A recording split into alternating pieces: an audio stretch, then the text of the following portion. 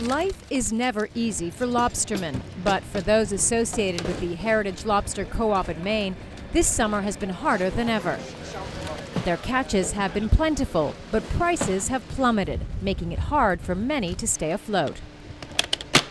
The price is so low now that it's almost to the point of not bothering to go.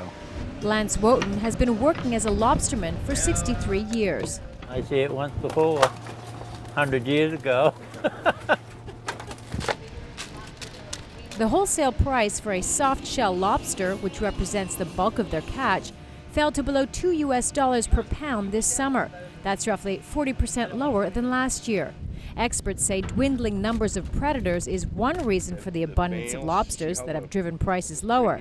But the main culprit, they say, is unseasonably warm weather. The warm weather caused the lobsters to shed their hard shells earlier in the season, leaving the lobstermen with an abundance of soft-shell lobsters, which are harder to sell. They can't be transported long distances because they're too fragile, and they're less attractive to restaurants because they contain less meat.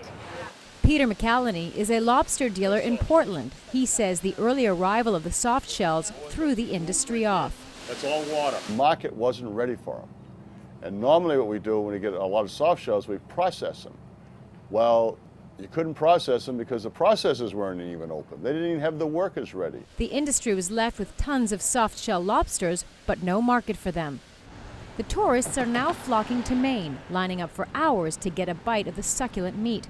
But prices are still low. Usually, like, there's 4 months out of the season that you make your, the big money in lobster, and we're already the second one into it now. So, I don't know. I don't know what the future is going to be. I really don't.